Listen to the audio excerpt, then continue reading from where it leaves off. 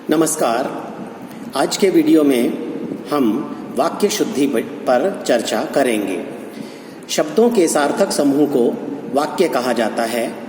वाक्य को पूर्णतः शुद्ध रूप में व्याकरण की दृष्टि से भी और संरचना की दृष्टि से भी लिखना चाहिए। आज मैं आपको यही बताना चाहूँगा कि वाक्य किस प्रकार से शुद्ध किया जाता है और उसमें अशुद्धि किस प्रकार से खोजी जाती है। तो सबसे पहले हमें यह देखना पड़ेगा कि वाक्य में अशुद्धि क्या है, उसी के आधार पर फिर हम उस वाक्य को शुद्ध करेंगे। संज्ञा संबंधी अशुद्धि। संज्ञा संबंधी अशुद्धि में दो चीजें आती हैं, एक तो अनावश्यक संज्ञा पद का प्रयोग और दूसरा अनुपयुक्त संज्ञा पद का प्रयोग। अनावश्यक संज्ञा पद का प्रयोग जिसके अंतर्गत जिस संज्ञा पद की आवश्यकता नहीं है उस पद को वाक्य में प्रयुक्त कर दिया जाता है। जैसे वे शुक्रवार के दिन मंदिर जाते हैं। अब शुक्रवार में वार शब्द का अर्थ भी दिन है और साथ में के दिन अलग से लगा करके वाक्य में दिखाया गया है, इसलिए शुद्ध वाक्य होगा वे शुक्रवार को मंदिर जाते हैं। ठीक इसी प्रकार से अनुपयुक्त संज्ञा पद का प्रयोग भी हो सकता है। जैसे वाक्य है कंस की हत्या कृष्ण ने की थी। यहाँ जो हत्या संज्ञा शब्द लगा है वह गलत है, क्योंकि कंस का वध किया गया था, इसलिए शुद्ध वाक्य होगा कंस का वध कृष्ण ने किया था। ठीक इसी प्रकार से सर्वनाम संबंधी अशुद्धि भी दी जा सकती है। इसमें एक बात ध्यान रखें कि संज्ञा के लिंग, वचन और पुरुष सर्वनाम का रूप भी निर्धारण करते हैं और साथ ही तेरे को, मेरे को, हम का, तुम का, तेरे से, मेरे से, जिनने, वो आदि सर्वनाम के रूप में अशुद्ध प्रयोग होते हैं। जैसे तेरे से कुछ नहीं होगा, इसका शुद्ध रूप होगा तुझसे कुछ नहीं होगा। वो तुम्हें कैसे जानता है, इसका शुद्ध रूप होगा वह तुम्हें कैसे जानता है। ठीक इसी प्रकार से वाक्य में संज्ञा के बदले सही सर्वनाम का प्रयोग होना चाहिए, बार बार संज्ञा पद का प्रयोग नहीं करते। जैसे राम और राम के पिता यहाँ आए थे, इसके बदले में शुद्ध वाक्य होगा राम और उसके पिता यहाँ आए थे। वाक्य में किसी सर्वनाम का प्रयोग जिस संज्ञा के स्थान पर होता है उसी के अनुसार उसके लिंग और वचन आदि निश्चित होते हैं। जैसे लड़का भागा क्योंकि वह चोरी कर रहा था। यह वाक्य पुल्लिंग इसमें जो करता है वह पुल्लिंग है, इसलिए उसी के आधार पर इसके क्रिया के भी लिंग और वचन निश्चित हो रहे हैं। यदि हम लड़की कर देते, लड़की भागी, तो हो जाता क्योंकि वह चोरी कर रही थी। अगर हम कहें लड़के भागे क्योंकि वे चोरी कर रहे थे, इसी प्रकार से लड़कियां भागी क्योंकि वे चोरी कर रही थीं। तो जिस प्रकार से सर्वनाम का वाक्य में जिस सर्वनाम का प्रयोग जिस संज्ञा के स्थान पर हुआ है उसी के अनुसार उसके लिंग और वचन निश्चित हो रहे हैं। विशेषण संबंधी अशुद्धि। विशेषण का रूप विशेष्य के लिंग वचन के अनुसार निर्धारित होता है। यदि हम कहेंगे अच्छा लड़का, तो अगर लड़की होगी तो अच्छा लड़की नहीं होगी, अच्छी लड़की। लड़के होगा तो अच्छे लड़के हो जाएगा, लड़कियां होगा तो अच्छी लड़कियां हो जाएगा। इसी प्रकार से विशेषण का अनावश्यक प्रयोग। कुछ वाक्यों में जहां आवश्यकता नहीं है ऐसे विशेषण का प्रयोग दे दिया जाता है। जैसे उसका घर सबसे सुंदरतम है। सुंदरतम का खुद अपने आप में अर्थ है सबसे सुंदर, इसलिए शुद्ध वाक्य यही रहेगा कि उसका घर सुंदरतम है या उसका घर सबसे सुंदर है। विशेषण का अनुपयुक्त प्रयोग। विशेषण के अनुपयुक्त प्रयोग में यानी गलत प्रयोग में जैसे मुझे भारी दुख हुआ, दुख को भारी रूप में नहीं तोला जा सकता, तो इसलिए मुझे बहुत दुख हुआ।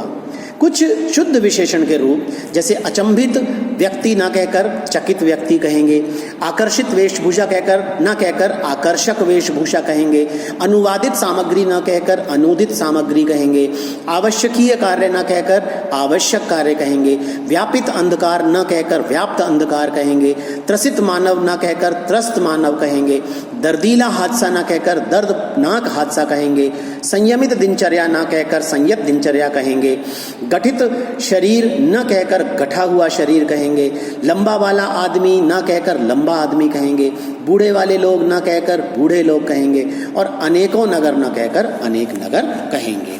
तो इस प्रकार से हमें विशेषण संबंधी अशुद्धियों का भी ध्यान रखना है। क्रिया संबंधी अशुद्धि, क्रिया संबंधी अशुद्धियों में अनावश्यक क्रियापद का प्रयोग वाक्य में करके दिया जा सकता है, अर्थात जहां आवश्यकता नहीं है ऐसे क्रियापद का प्रयोग वहां कर दिया जाता है। जैसे कमरे में अशोभनीय वातावरण उपस्थित है, अब यहाँ उपस्थित है होना क्रिया को फालतू में दे दिया गया है, जबकि शुद्ध वाक्य यही रहेगा कि कमरे में अशोभनीय वातावरण है। इसी प्रकार आवश्यक क्रियापद का प्रयोग कई बार नहीं किया जाता जहां जरूरी है। जैसे राम खाना और दूध पीकर सो गया, यहाँ खाना और दूध दोनों को पीकर क्रिया से जोड़ दिया, जबकि शुद्ध वाक्य होगा राम खाना खाकर और दूध पीकर सो गया। कई बार अनुपयुक्त क्रियापद का प्रयोग भी वाक्य में दे दिया जाता है, जैसे वह कमीज डालकर घर से निकल गया। अब कमीज डाला, डालना क्रिया जो है वो कमीज के साथ लगाई गई है जो ठीक नहीं है, तो यह शुद्ध होगा वह कमीज पहनकर घर से निकल गया। ठीक इसी प्रकार से क्रिया के रूप में कुछ लोग हैगा, हैंगे, होवेगा, होवे, जावे, लावे, लेऊं, दो, देऊं, होएगा, आवे आदि अशुद्ध प्रयोग करते हैं। इनका प्रयोग करने से बचना चाहिए। जैसे राम सैर को जाता हैगा, ये ना कहकर राम सैर को जाता है। वह जावेगा तो काम होगा, वह जाएगा तो काम होगा। मैं तुझसे कुछ न लेऊं न देऊं, यानी मैं तुमसे कुछ न लेता हूं न देता हूं। इसी प्रकार से कारक संबंधी अशुद्धि भी, संज्ञा या सर्वनाम की क्रिया के साथ संबंध बताने वाली अवस्थाएं कारक कहलाती हैं। वाक्य में कारक संबंधी अशुद्धि भी दी जा सकती है, जिसका हमने ध्यान रखना है। इसका प्रयोग हमें आना चाहिए। कर्ता के साथ ने लगता है जो कि भूतकालीन सकर्मक क्रिया के साथ लगेगा।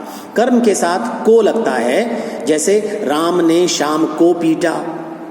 करण यानी साधन के साथ से या के द्वारा लगता है, जैसे राम ने रावण को तीर से मारा।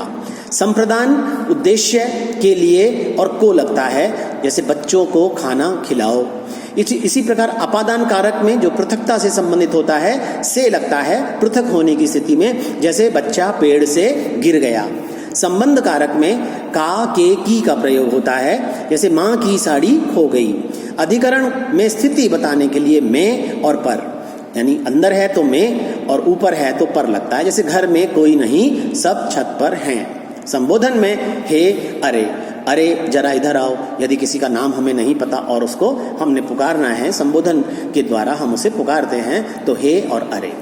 इसी प्रकार से लिंग संबंधी अशुद्धि, इसमें ध्यान रखने की बात है कि कर्ता के लिंग के अनुसार ही क्रिया का लिंग निर्धारित होता है। जैसे गोविंद जाता है, अगर हमारा कर्ता रानी हो जाए तो रानी जाती है।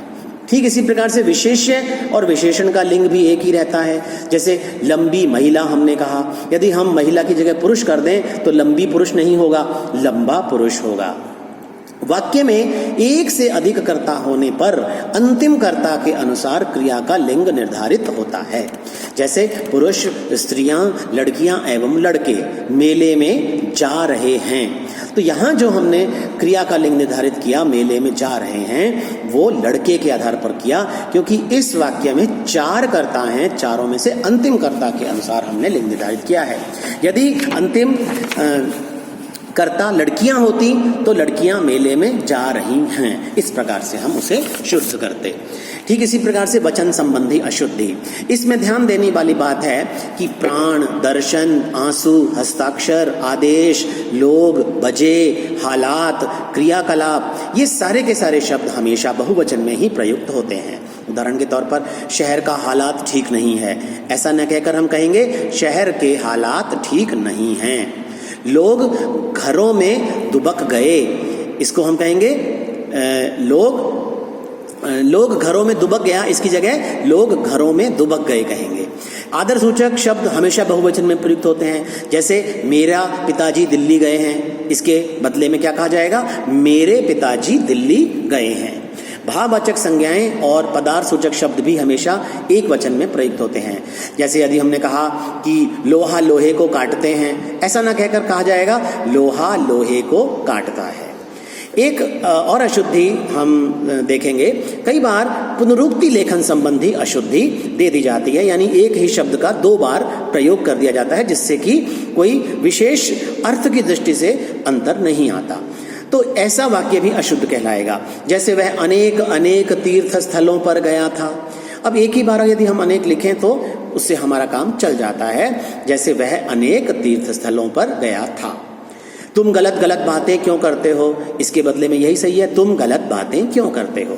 कई बार द्विरूक्ति संबंधी अशुद्धि आ जाती है, यानी एक ही अर्थ वाली 2 बातों का प्रयोग। जैसे यह पद केवल मात्र महिलाओं के लिए आरक्षित है। अब इस वाक्य में केवल भी और मात्र भी एक ही अर्थ वाले 2 शब्दों का प्रयोग किया गया है, तो इसका शुद्ध रूप होगा यह पद केवल महिलाओं के लिए आरक्षित है या यह पद मात्र महिलाओं के लिए आरक्षित है। एक अंतिम अशुद्धि और कि कई बार वाक्य में अनावश्यक अर्थ भरने संबंधी अशुद्धि भी देखने को मिलती है। जैसे सीमा बड़ी नम्र, नरम और सहजशीला है, या वह देखो कितना अच्छा, भला और बढ़िया व्यक्ति है। अब इन दोनों ही वाक्यों में एक अनावश्यक अर्थ भरने की प्रवृत्ति हमें दिखाई पड़ रही है। जैसे या तो हम ये कहें सीमा बड़ी नम्र है, सीमा बड़ी नर्म है, या सीमा सहजशीला है। इसी प्रकार से वह अच्छा व्यक्ति है या भला व्यक्ति है या बढ़िया व्यक्ति है।